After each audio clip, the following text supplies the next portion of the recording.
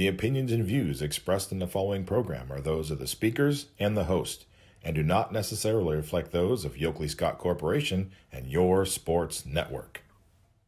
Yeah, I've been closer to Jesus before, so can you help me out? Oh, can you help me out? Am I on my own? Am I on my own? But can you help me out? Am I on my own? Am I on my own? Or can you help me out? Can you help me out? I've been scared to look in my soul.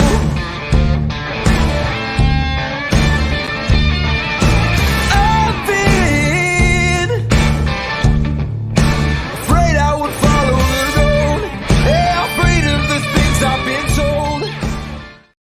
Hola, ¿cómo estás? Me llamo Anthony Hartwig and Ysn Running Point on Ysn. Feliz Cinco de Mayo, everybody. Todos amigos. That's my Spanish. That's all I got. Espanol. No habla español. But yeah, Cinco de Mayo, March, what am I doing? May 5th. I'm all messed up. TGIF. May 5th, a beautiful Friday, and the sun is out. It's beaming. It feels so good. Welcome inside the last day of the week. We are so happy that you're able to join us to Running Point. Brought to you, as always, by Greenwood Chevrolet in Austin Town. I'm going to put their logo on the top right corner like I do every day, so you know exactly where to go if you're in the need for a new or used vehicle. Make sure to check out Greenwood Chevrolet in Austin Town. They go the extra mile for you, so you don't have to. We try to do the same on this show every single day.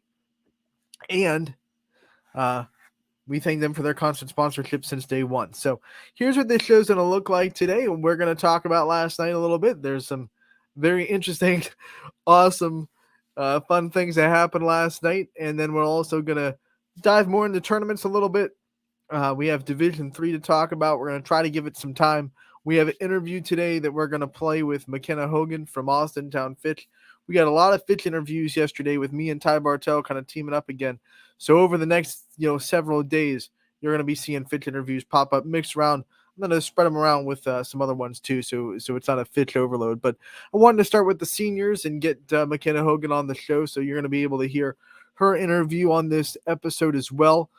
So it's going to be a good show. And then obviously we're going to preview the weekend. We're going to have a weekend full of baseball and softball thanks to the wonderful weather. And it's going to be a fun time. So without further ado, let's start with the recap of last night. Always want to start with the game I was at that I can speak the most intelligently about because I'm the eyewitness there. I was at Boardman as they were hosting Howland in a two 5-inning doubleheader. So they played 2 5-inning games to kind of finish out that AAC series in one night. And the first game went Boardman's way 5-2. The second game, Howland was able to walk off 3-2 in extra innings. It got really weird because it was extra innings, but it was 6 innings. So it felt very strange on the broadcast to say things like, we're coming back to the bottom of the 5th where Howland can win it. It was very counterintuitive, but very good softball, both games. I thought both softball games were played really cleanly.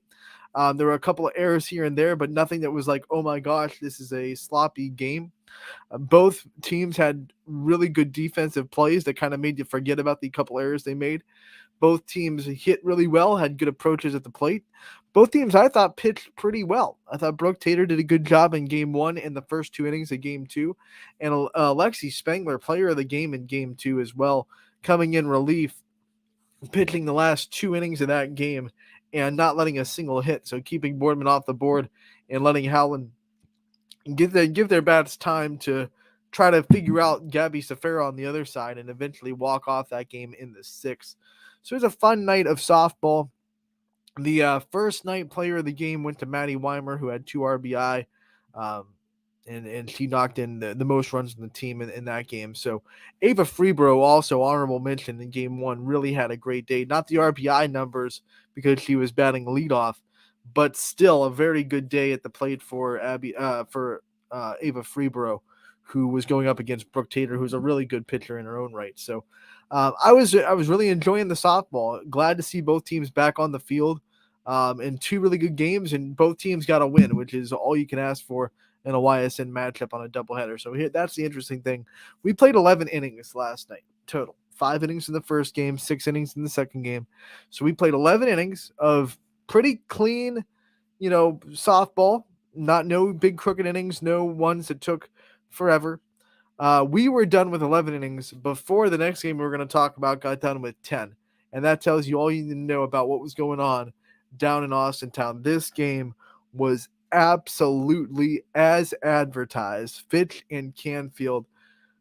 I've never seen a game that just gives you so much of a picture of how much both teams want this game. It was incredible to kind of watch on delay. I came home and watched it, to be honest. I put it on while I was doing content for the night and doing the graphics. I had it on because I had to hear how Ty called this game.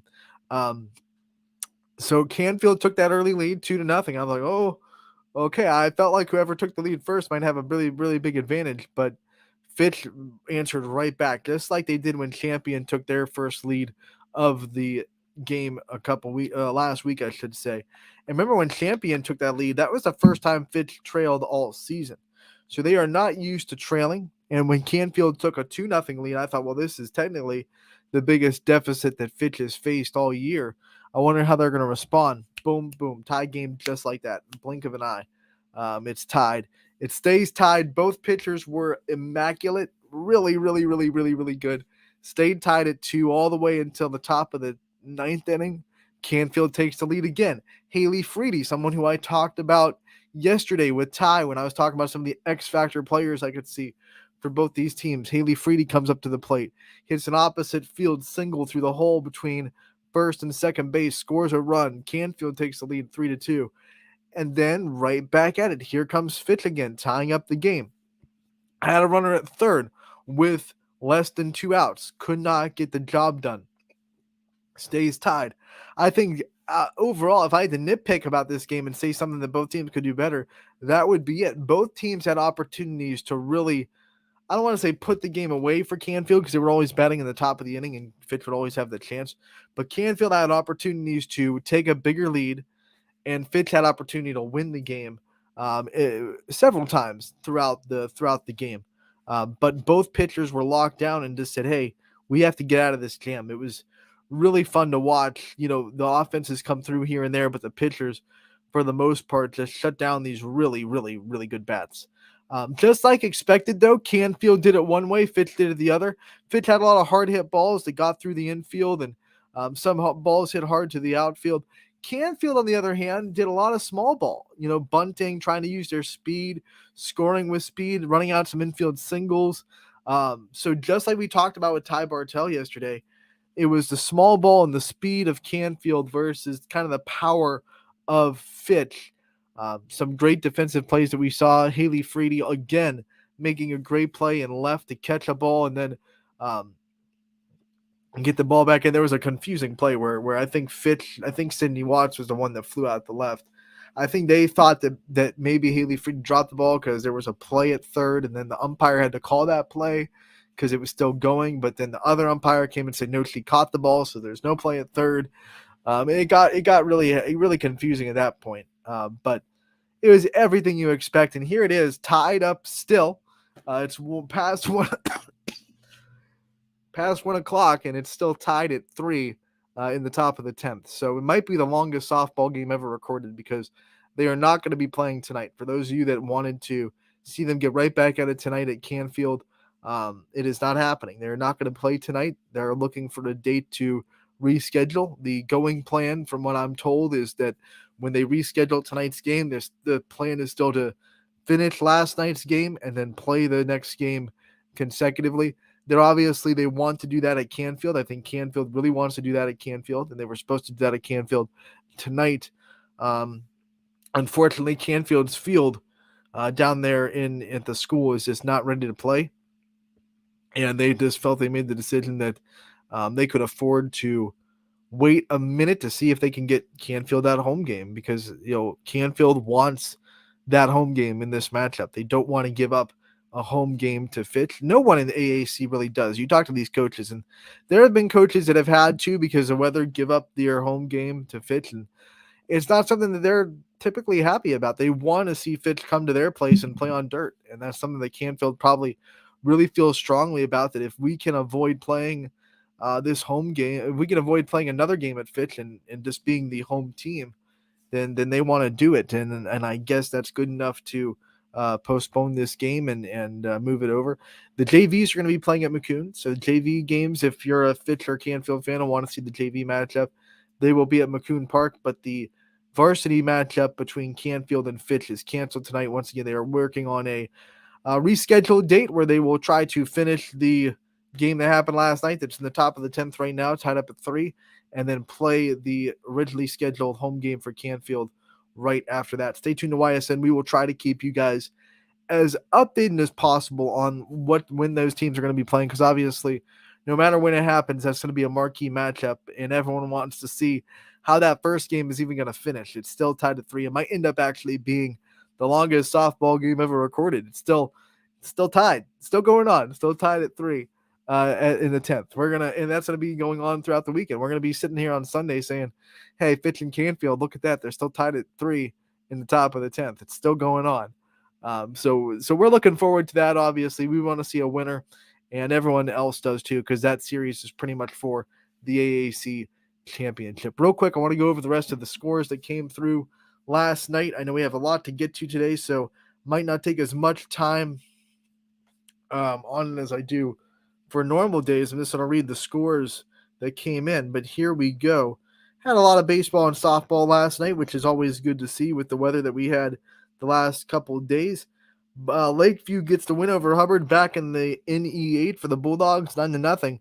Lakeview starting to smell that NE8 championship. They're a couple of wins away from clinching it outright. Louisville, they had a struggle spot in the last week that they played, but they get back on action. Maddie Benson, 4 for 4 with a home run, 16-1. Louisville beats Apple Creek Waynedale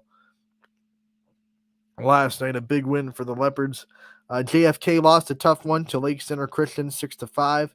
We saw Louisville win against Firestone, 10-0. We saw South Range Baseball edge out Struthers 7-6 in a really good NE8 matchup there. Newton Falls Baseball gets their 5th win in a row. They beat Camel 7-0. We saw Crestview get the win 3-1. Great pitching for both teams as Canfield gets the win over Champion 3-1. An important MVAC win for the Rebels. Southern Local Baseball gets the win over Jefferson County Christian 7-2, the final score there. We saw La Brea Baseball continue their success. They won 10-0 over Liberty. Taking a breath real quick as Garfield got the impressive win over Brookfield, 19-0 on the baseball diamond last night. Edison Baseball fell to Cambridge 4-2 in a really good baseball game down there in Edison. Canfield got a no-hitter from Jamison Beck as they beat Fitch 2-1 on the baseball side. That game will happen tonight at Scene Park for round 2 of Canfield Fitch baseball. Columbiana beat East Palestine last night 7-1, the final score there.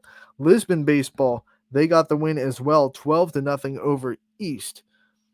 Hoban Softball got the win over a very good regional powerhouse in Brecksville, Broadview Heights, 3-1, the final score there from Hoban. Faith Porter pitches another gem for them. West Branch Baseball got the shutout of Salem, 5-0. Bo Alazas pitched a really good game in the mound. Gave up no runs, just a couple of hits for him, and 6 strikeouts for Bo. McDonald gets to win over Middle Ridge, 10-0 on the baseball side of things. West Branch Softball a little bit closer than the baseball game against Salem. They had to answer a rally. Salem took the lead in the 6th with a 4-run 6th inning. West Branch comes back, scores a pair, and wins this game 5-4. The final score. Warriors take that game in the rivalry matchup between West Branch and Salem. Brookfield gets another offensive output as they win 10-0 over Garfield. Campbell gets the win last night, 17-3 over Cheney. We had McDonald get the win as well, 7-4.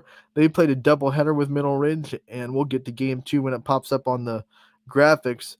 Already talked about Boardman winning 5-2 last night over Howland, and Howland answering with a 3-2 walk-off win in extras. South Range also played a doubleheader against Struthers. They won by the final scores of 12-0 and 14-0, I believe was the second score. I'll correct that if it's wrong when the graphic pops up on my feed. Hoban gets the win on the baseball side of things against University, 2-1 in 11 innings. They played a marathon. I guess it was one of those nights last night where teams just wanted to play a lot of extra innings because 11 innings of baseball is a lot. And Hoban gets the win in 11 over University. McDonald in game 2 got the win over Middle Ridge, 16-1 on the softball side. South Range 13. I was just one run off, 13-0. They beat Struthers in game 2. Edgewood falls to Perry in game 2 of that season series, 8-5. The final score there on softball. United Baseball gets 17 strikeouts from Nevin Halen. That is a program record as he breaks it for a single game record as United wins over Wellsville 7-0. The final score there. Jefferson played a doubleheader with Niles. They won 14-0 in game 1, and then in game 2 it was 19-6.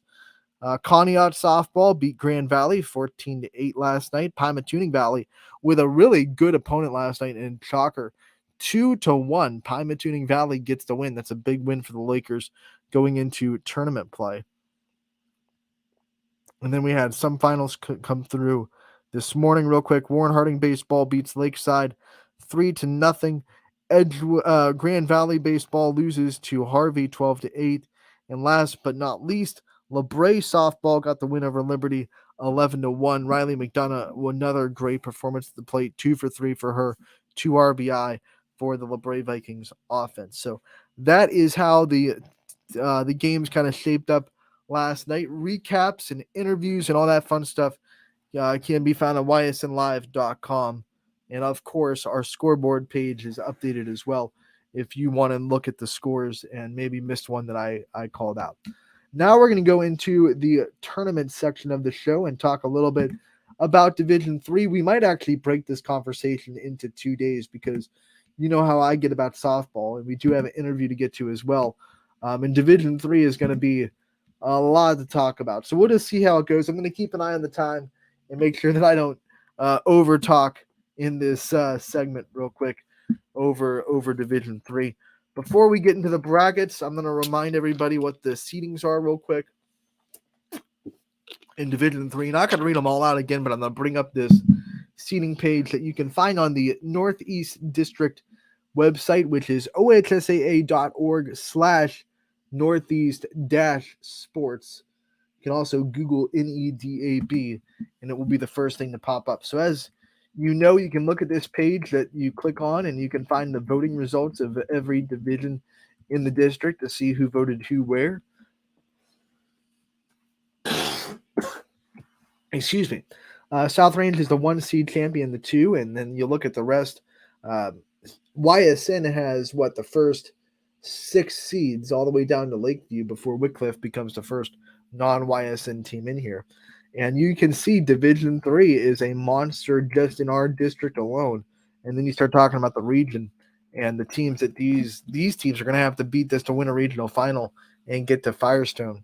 It is a gauntlet of a division, and all the coaches. I mean, I was talking to Moots last night, and he said, I'm glad I'm not in Division 3. And that's coming from a Division 1 coach that has to deal with the likes of Walsh and Green and Hoover and all those Federal League teams as well as Fitch.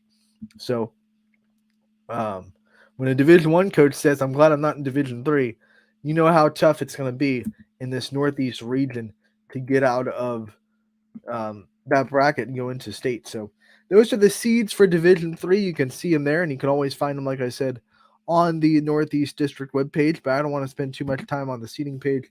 I want to go straight to the brackets and see how they break down. In Division 3, we will start with Northeast 1, and there you see Poland Seminary at the top of the bracket is the 4 seed. They will await the winner of Canton South and Minter Lake Catholic. That is a 21 versus 13 seed.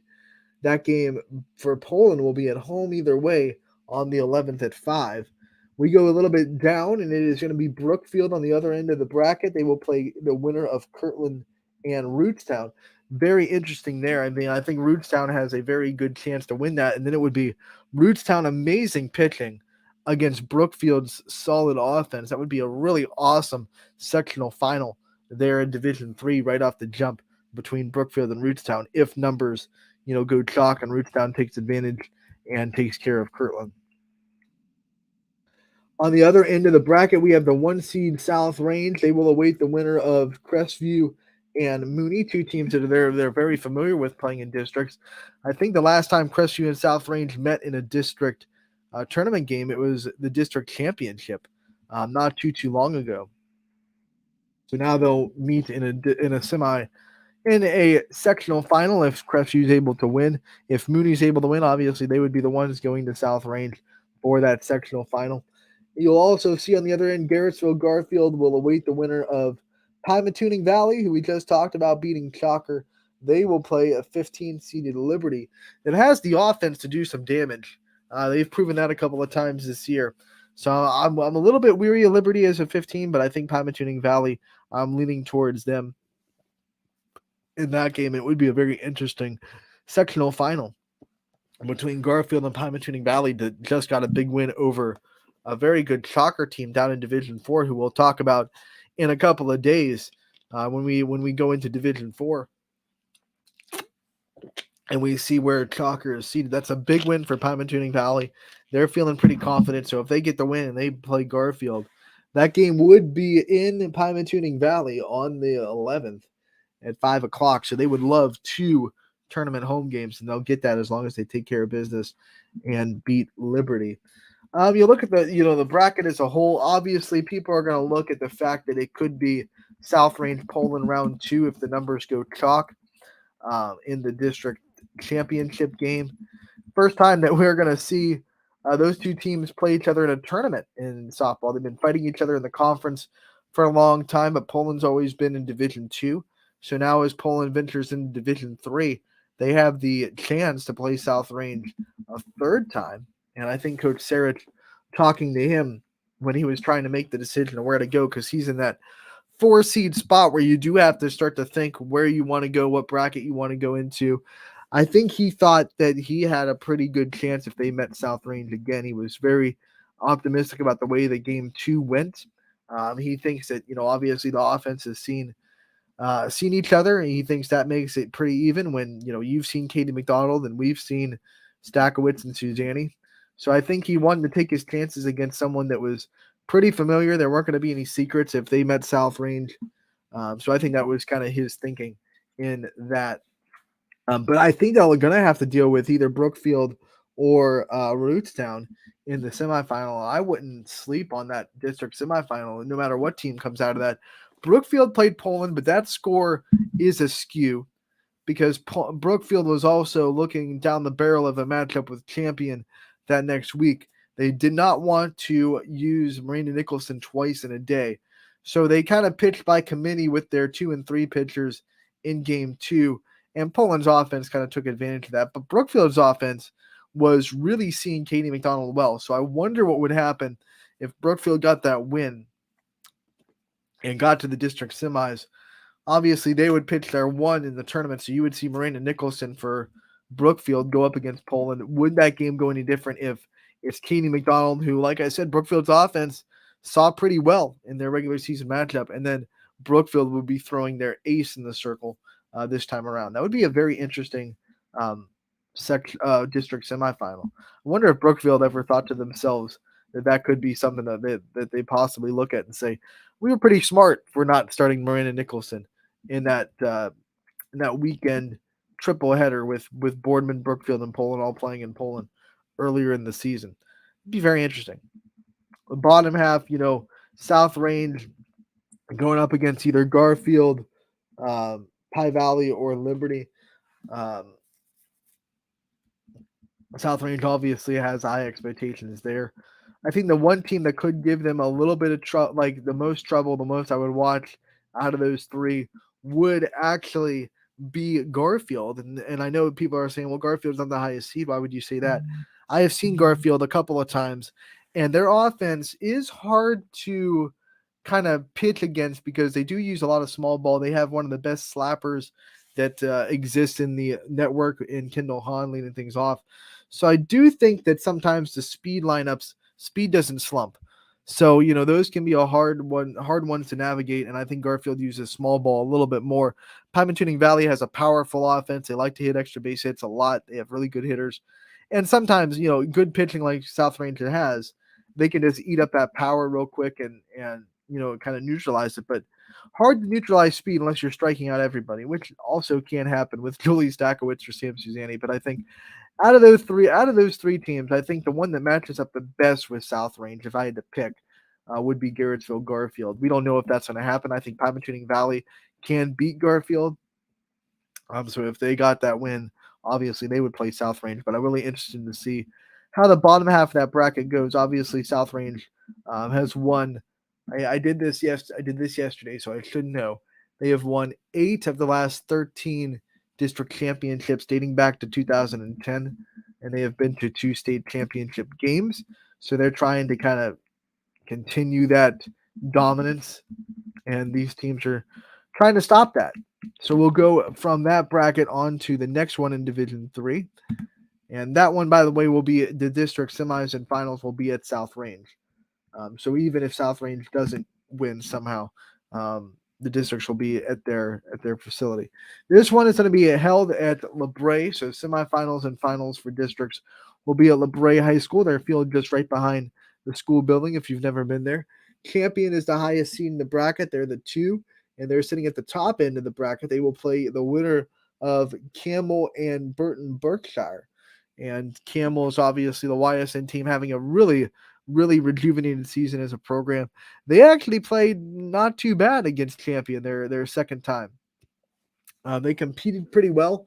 I believe they avoid getting run ruled, which is something, on Camel's level is just a fantastic achievement to be competitive against Champion, trying to rebuild that program down there at Camel.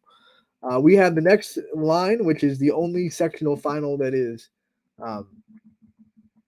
decided already. Beechwood and Wycliffe going to play each other 7 versus 15, and the winner will obviously go on to play the winner of Champion or Camel or Berkshire.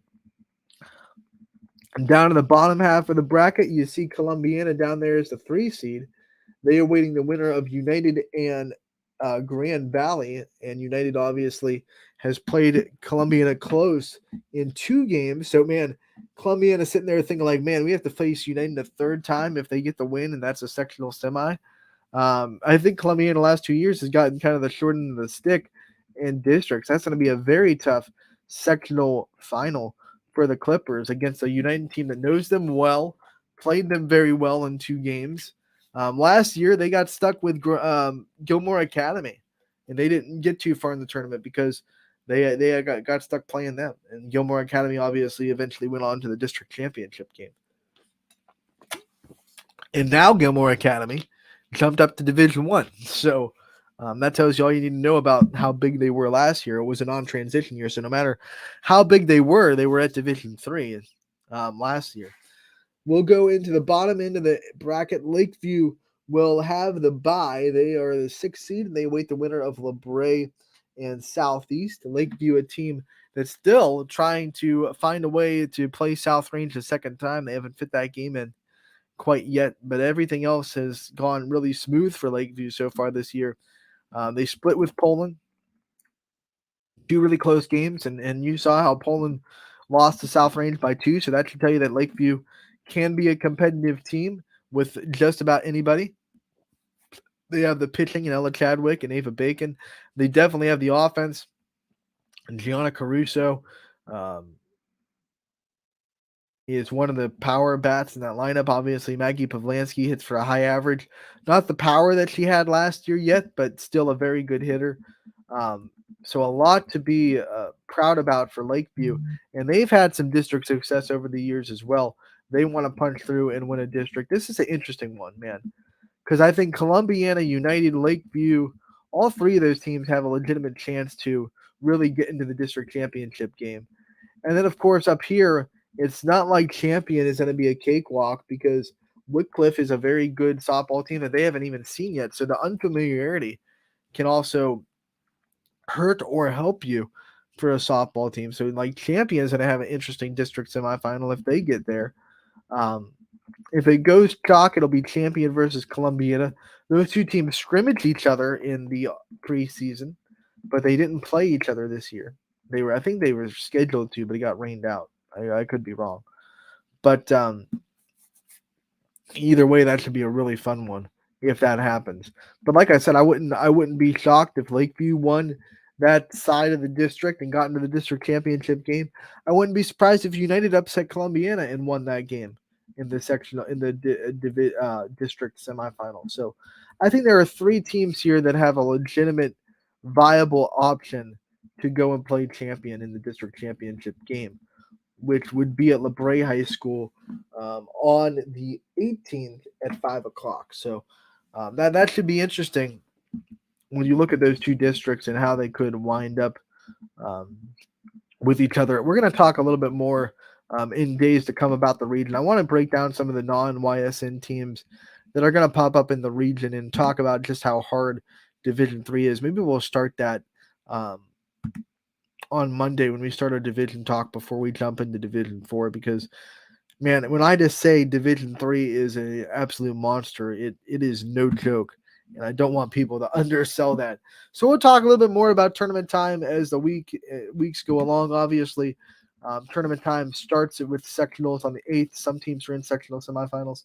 Some teams aren't. By May 11th, everyone should be playing should be playing at least one sectional final. So tournament time is upon us. This is kind of the last week of the regular season, last full week of the regular season. Even though a lot of teams are going to be playing next week to make up for the weather this week. And you are still allowed to play in between games. So if two teams get a win and they want to play each other or something like that, you are more than welcome to do that. You're allowed 27 games on your schedule. And I don't think there's a YSN team that is even like dangerously close to that yet with the weather. So we might see a lot of games get scheduled between that break between sectional championship and district semis, because there's a good amount of time there where you can squeeze in a game if you want. And I think coaches are always trying to keep their kids sharp. So we could see a lot of games pop up with this kind of week that we've had. We could see league games get scheduled between tournaments. We could see leagues decided while tournaments going on. It's just the nature of spring sports.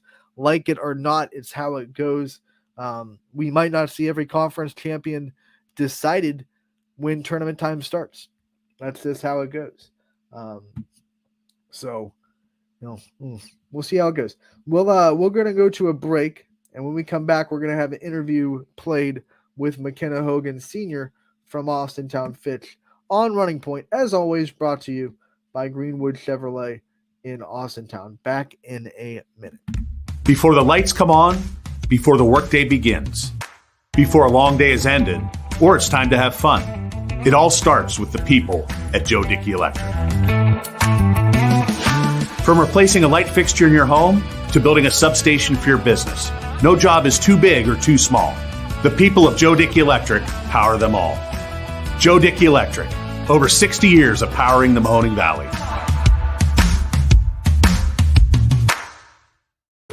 Why choose local? Because you live here, work here, learn here, relax here, and celebrate here.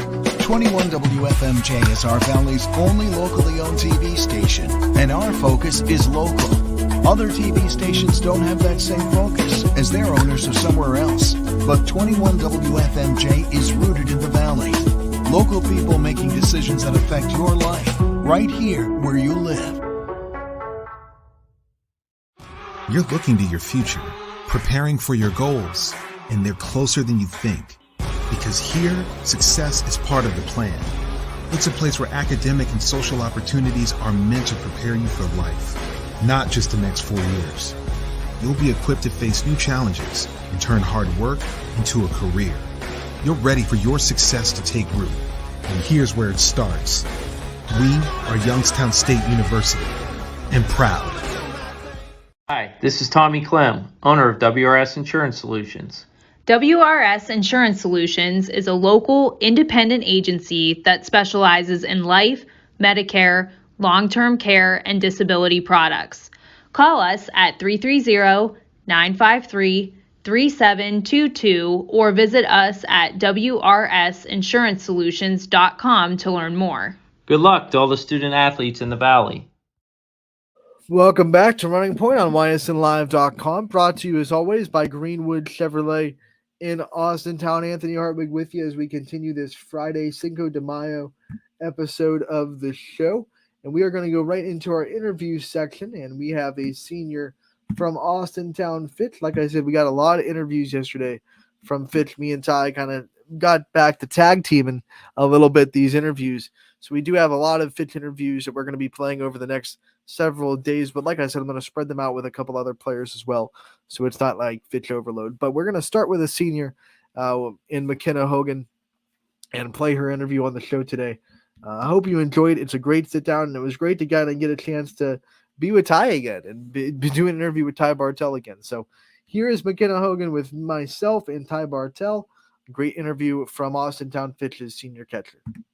Ty Bartell, Anthony Hartwig with one of the impactful senior leaders on Austintown Fitch this season. Their catcher, McKenna Hogan, joins us today. McKenna, how we doing?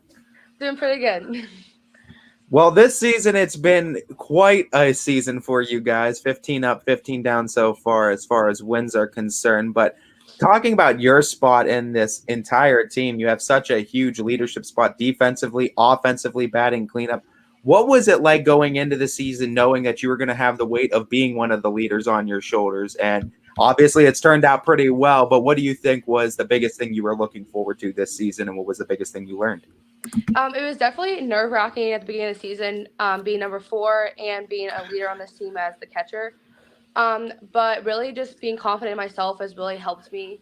And I know I had to produce for my team hitting-wise and catching. It sometimes can be hard catching for Sydney with the wild pitches, so I just knew I had to try my best and just try to get everything I can to be able to help my team. You've been a leader on this team for a while just because of your position and the leadership you have to be as a catcher. But now as a senior leader, you have a little bit more responsibilities. What kind of steps have you taken this year to become more of a leader than you've ever been? It's definitely helped in the past having great seniors. In the past, my sophomore year, I had Lydia Spalding and Sydney Schaefer, and then last year with Maddie Taylor. Definitely just trying to follow in their footsteps. Definitely this year, I've had to have more of a role and more like the social aspect and talking to a lot of the girls. There's always going to be a little bit of bickering, but being a senior leader, we have to shut that down. So that's one thing I've definitely had to work on more this year. A lot of the freshmen, too, point to you and say that you've had quite an impact on their season this year. Playing with a lot of younger girls, I know that can go one of two ways, but you guys have taken them under your wings, and they honestly feel super comfortable, it seems like, with you guys. What's that like with the younger girls, too, kind of just taking them along and being a part of their success then this season as well? Yeah, I love a lot of the freshmen and sophomores. We have a really young team. And I know it's definitely nerve-wracking coming into high school, being a freshman or even just a sophomore, and playing sports. So I definitely just try to take them under my wing and get really close to them. I don't see them as an underclassman. I just see them as a friend. So I don't talk down to them. And on our team, it's not freshmen do one thing, seniors don't do it. We all do it together because we're all one team. So definitely just seeing them as a friend and a teammate and not as an underclassman. When we talked to Coach Ward the last time we had him on here on YSN, talked about the work that you put into your swing in the offseason, simplifying things and trying to get to yourself the best bat you could bring to the table this season. And the results have paid dividends. So I want you to talk a little bit about the work you put into the offseason and then seeing those hard hours pay off this year with the results so far that you've gotten. Yeah, last year there was a lot of things wrong with my swing. I changed hitting coaches. I now go to Columbiana's coach, Maddie Kurtz. I go to her every week, once a week. A lot of times it's early mornings, and then I'll go to a practice afterwards. So it's just I make it a priority to go see her at least once a week. And she's definitely helped my swing. Just me and her were built very similar. So we have very similar hitting styles. So that's really helped me going to her. And I've just worked really hard with her in the off season. And she gave me a new confidence I didn't have last year. And that's definitely, you can see that in the season, how I'm hitting. I think the defense, too, also needs to be given compliments as well. I mean, you're gunning down base runners left and right this season as well. How much work did you put into your defensive game in the offseason before senior year? I put a lot of work defensive-wise. My thing I've seen a lot improvement is my arm. Last year, my arm wasn't as strong as I wanted it to be, but in the off season, I give it to my travel ball coach who made us throw heavy balls every single practice, and that definitely strengthened my arm, and you can see it this season. Let's talk about travel ball, because I know last summer, I should say, you guys played a pretty tough travel ball season. I mean, you guys traveled a lot. It was not like, maybe not the national travel schedule, but as close as you could get to a local travel team, getting a beefed up schedule like that. How much did that help you, playing all that competition that you did as a member of the Honey Badgers? It helped me a lot. Last year, we went to Myrtle Beach, we went to Nashville. So we went to a lot of these out-of-town tournaments, and you see new talent, and there's definitely a lot of great talent that we faced. We definitely went through a few hard patches, and that really taught me to be mentally strong. So it helped me mentally and physically playing softball. It just helped me a lot having a hard schedule going into this year at high school, where we have a hard schedule as well.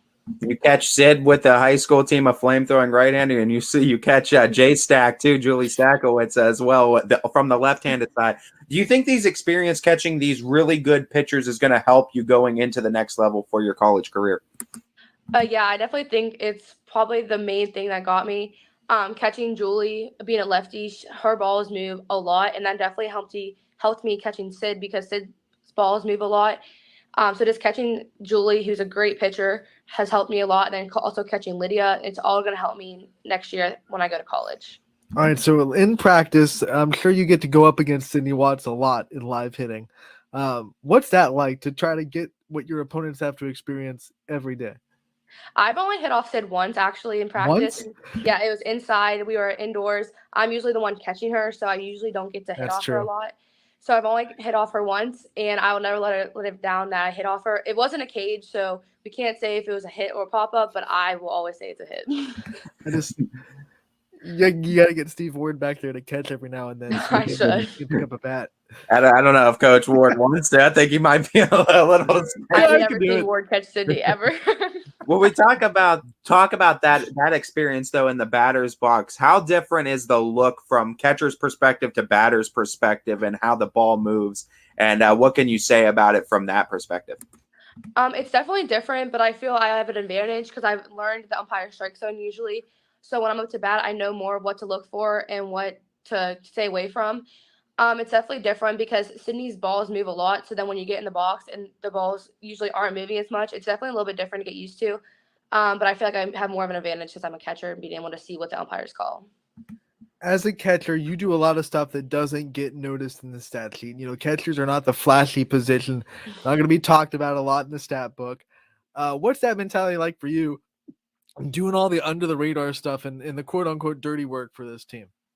It's definitely hard. I've gone through a lot of times where I feel defeated because I'm not the one getting a lot of credit for it.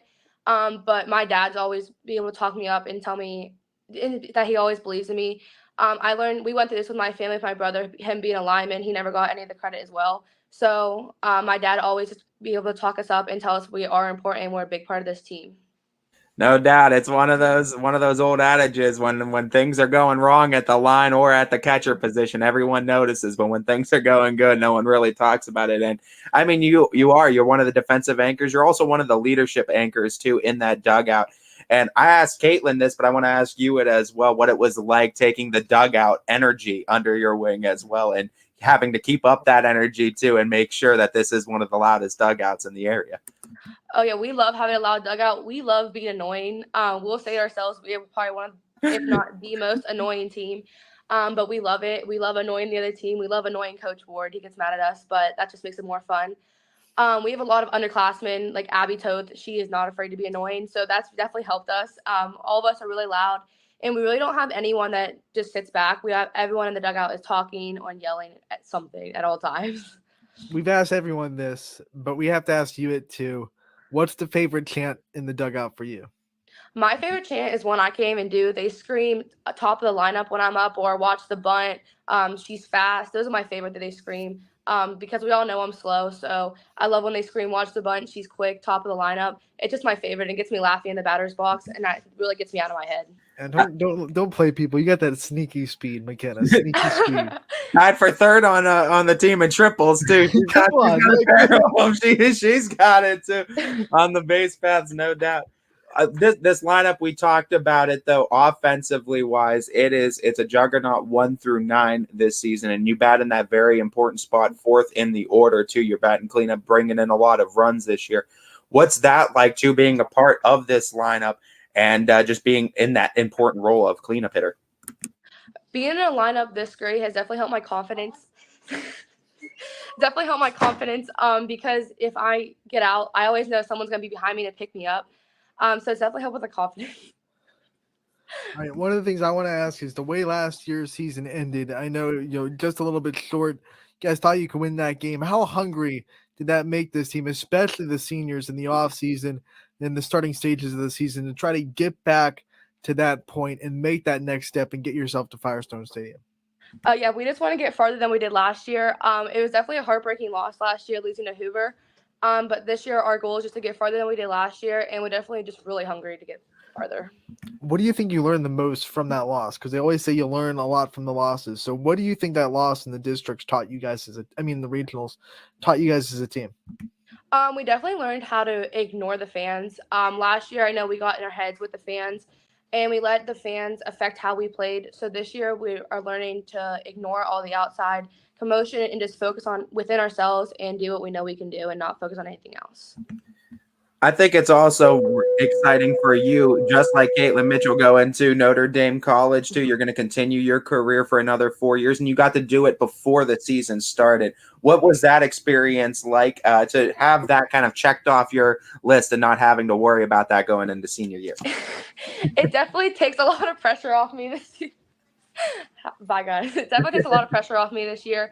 Already being committed and signed. A lot of pressure I had on myself last year was to get noticed by college coaches. So already having and being committed has definitely just taken a big pressure off my shoulders. For those of you that don't know, that is the epitome of Fitch softball. What we just saw. Yeah, that's their personality. If you want to define Fitch softball in a nutshell, there it goes. So what I want to ask though, McKenna, is that moment you signed on the dotted line. What was that like? I mean, so many years of hard work and the dreams that you have of playing softball in college finally come true. What was that like for you? It was definitely an emotional experience. Everything I've ever done has always led to playing at the next level. The moment I committed and called my coach, I just broke down in tears because it felt like everything finally had a purpose. All those late nights and going to all these lessons, sometimes 3 practices a day just to get there. It definitely felt like it all paid off in that moment, and especially in front of all my friends and family behind me, it definitely just all paid off. So I want to ask, what about the College of Notre Dame College that kind of drew you to sign on the dotted line? What was it about it that attracted to you to the college most? Well, just that it was only an hour away from home. I never wanted to go far from my house. I always wanted to move out, but never be too far. They have a great nursing program. I love all the coaches. And my dad works in Cleveland, so just being close to him and knowing he's there whenever I need him definitely was a big thing to pull me there. All right, so you're not too far away, but you're still leaving the nest. What makes you the most nervous about being away from home and some of the comforts that you have at home that you won't have anymore when you go away? It's definitely nerve-wracking leaving my parents and like my family all behind. I really love being comfortable and being in my element, so I'm definitely scared to have to make new friends and have new teammates and coaches. I've had the same coaches for years. Coach Fiddler for us, has her as my coach since I was 9. So leaving her and just leaving the comfort I have is what I'm most nervous for. We talk about advice all the time too, and just how some advice from certain coaches has impacted players. What do you think is the most impactful piece of advice a coach has given you that's impacted your career positively? To believe in myself. I know it sounds touche, but I've had a lot of times where I just get down on myself. And I've always had coaches there to pick me up, and my teammates tell me they believe in me. And believing in myself and just staying within myself has really helped me. a lot of times I'll lose confidence. And that's what happened last year with my batting. And just this year, gaining my new confidence has helped me improve my hitting. So just believing in myself and having confidence in myself is what's really helped me. We call them wardisms, the things that Steve Ward likes to say to you guys. Every player has their favorite saying or wardism. What's yours? I don't even know. There's so many. I can't even pick just one. I just love hearing him yell. He tries to be scary and yell at us, but I don't know. I just always laugh. I really don't have one certain saying of his though.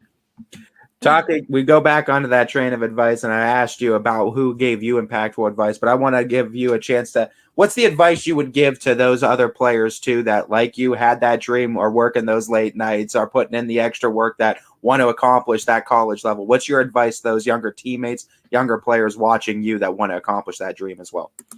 My advice is just to work hard when no one's watching. If you work when everyone's watching you, then you're not going to get better. But putting in the effort and the hours when no one's watching and no one knows you're doing it is really going to improve and help you in the end.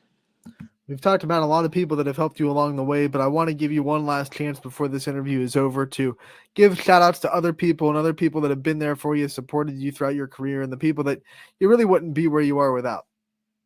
Well, first off, I want to be where I'm at without my family. So my brother and my parents, they do everything for me. But then also a huge shout out is Kim Stakowicz, who is Julie's mom. Her and Julie, I played with them since I was 8 and 9, and they have been with me every single step of the way. And I would not be where I'm at without her, either of them. Kim has taught me so much, and she's really taught me just how to play softball and what it is to be an athlete and be a softball player. All right, McKenna, we thank you so much for your time to take with us today. We wish you the best of luck with this. We wish you the best of luck in your future as well, as we look forward to talking to you again real soon. Thank you. All right, that was McKenna Hogan, senior catcher for Austintown Fitch. Like I said, we're going to have, over the next maybe week or so, we're going to have a number of Fitch interviews that me and Ty were able to do, play on the show. Seniors, some freshmen, some sophomores. Going to be fun, but we're also going to make sure that we get other teams on the show as well and sprinkle it out so there's not a Fitch overload or a Fitch dump of players. So we got a lot of interviews ready, stocked, and loaded. Whether it be Fitch, got some Boardman ones this morning, going to get some Hubbard ones over the weekend. So we have lock, stock, and barrel with these interviews, trying to get as many teams covered before eventually in a couple weeks we're going to be talking about their season ending.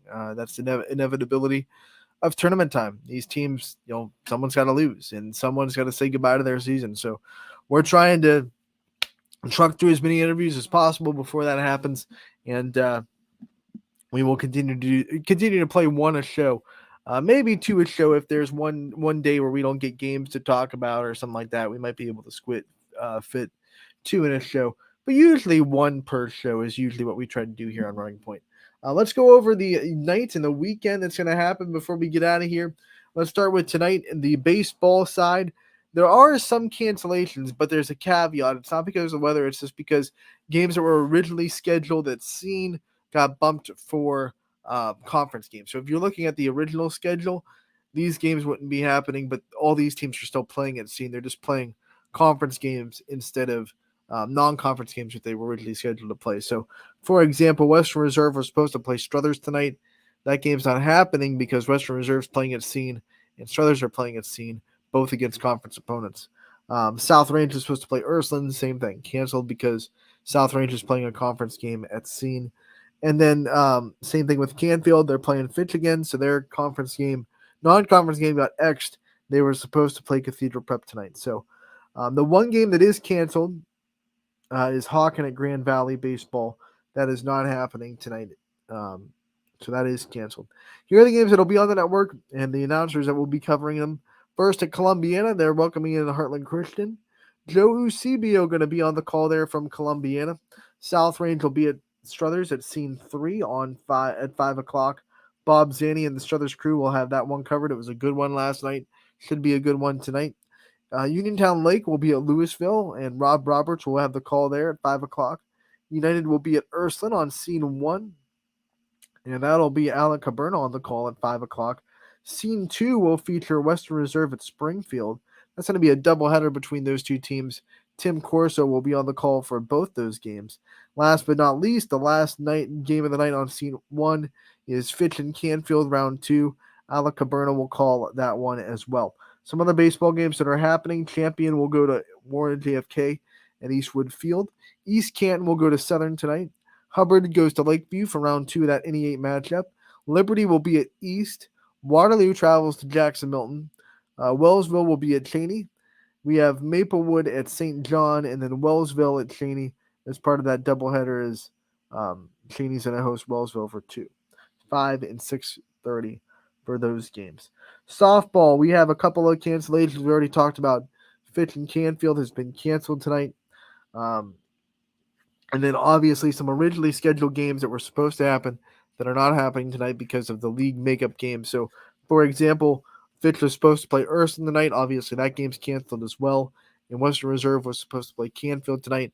That game has been canceled because both Western Reserve has a league makeup game. And talking about that, I will be in Western Reserve tonight as they welcome in McDonald. Western Reserve undefeated on the season. McDonald trying to end that streak and spoil the undefeated year for Western Reserve. So battle of the Blue Devils in Berlin Center. I will be there on the call at 5 o'clock. Maplewood will travel to St. John. Sam Torres is going to have the call at 5 o'clock there. And then also on the softball diamond, United will be hosting Toronto. Chris Sigler makes his glorious return to YSN. Welcome back, Chris. Great to have you back on the mic. He'll be at United. 5:30 is the start time for that one.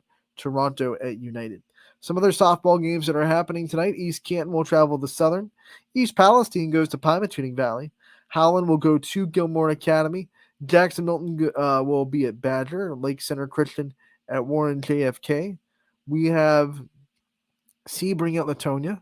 Struthers goes to Springfield. That's going to be senior night for the Tigers. East at Liberty. Indian Valley at Edison. And then Bishop Watterson at Edison as well, as they're going to do a doubleheader at 6 and 8. South Range also travels to Hoover tonight in what should be a very fun matchup down there in North Canton. So keep an eye out for that score a little bit later on in the night as well. Real quick, we'll go over the weekend games that'll be on the network. Baseball in the morning, 10 a.m. Hoover travels to Ursuline. They'll be playing on Scene 1. That one will be video only, but it will be on the network. Glen Oak will be at Louisville at 11 a.m. That's going to be Rob Roberts on the call. Brookfield will be at Scene 1 against Struthers, and Bob Zanny and his crew will have that call. Columbiana will be at Toronto tomorrow. Joe CBO on the call there. Revere will be at Louisville. That's going to be Rob Roberts on the call at 4 o'clock. Softball, I will be in Brookfield as Howland goes to Brookfield. So that's what's going to be on the network tomorrow over the weekend. We hope you enjoy the weekend. The weather is supposed to be much better than it was this week, and we're supposed to get a nice little heat wave coming up in the next few days. So enjoy it. Get out, watch some baseball and softball if you can't make it, or if you want to watch a game while you're at a game, make sure to check out ysnlive.com/live. Want to thank McKenna Hogan for the time that she was able to give us for that interview. You can find it in its entirety on ysnlive.com very soon. It'll be posted as a piece of content on our YouTube page and our website. But you can also watch this episode of Running Point in its entirety on our YouTube channel. So many ways to watch that if you missed a part of it or you missed all of it and you want to see it again. I'm Anthony Hartwig. Thank you so much for tuning in today to Running Point. Enjoy your weekend. We'll be back on Monday from 1 to 2. Running Point is